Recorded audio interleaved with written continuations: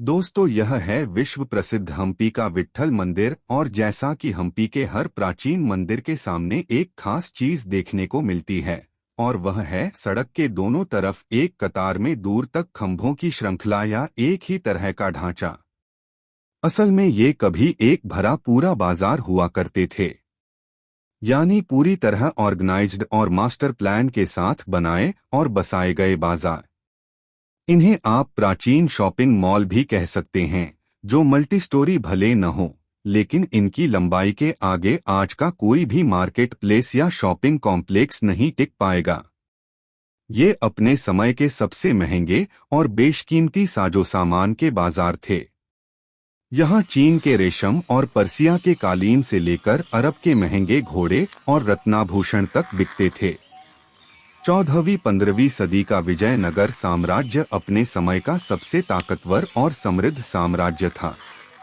इसके वैभव की कहानी अरब से यूरोप तक गूंजने लगी थी, और कई पुर्तगाली यात्रियों ने अपनी किताबों में इन बाजारों का जिक्र किया है। उन्होंने लिखा है कि यहाँ देश और दुनिया के एक से बढ़कर एक व्यापारी और ग्राहक आते थे।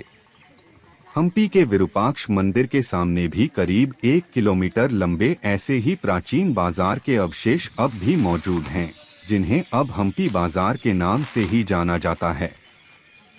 फिलहाल दीवारें और छत कम ही हैं, और ज्यादातर खंभे ही अपने समय की गवाही देते हैं। बीच बीच में आपको 2 मंजिला इमारतों का ढांचा भी दिख जाएगा, जहां इन बाजारों के धनी और प्रभावशाली व्यापारी निवास करते थे। एक प्रश्न आपके दिमाग में आ रहा होगा कि इतने बड़े और भव्य बाजार केवल मंदिरों के सामने ही क्यों बनाए गए थे। असल में प्राचीन भारत में मंदिरों का सामाजिक और आर्थिक महत्व कहीं ज्यादा था। लोग दूर दूर से यहाँ दर्शन करने आते थे, और तब तीर्थ यात्राएं कई कई दिनों या महीनों की होती थी। लोग यहाँ आसपास ठहरते थे और इन बाजारों से अच्छी खासी खरीदारी करके लौटते थे। तब के व्यापारियों और आर्थिक नियोजकों को पता था कि शहर के किसी भी दूसरे भाग में स्थित बाजारों को उतनी बड़ी संख्या में और पैसे वाले ग्राहक नहीं मिल पाएंगे जितना इन धार्मिक स्थलों पर। चूंकि इन बाजारों से राजा को अच्छा खासा कर या राजस्व मिलता था, ऐसे में इन्हें ऐसी जगहों पर विकसित किया गया था जहां ज्यादा से ज्यादा व्यापार हो और उसी अनुपात में कर भी मिले।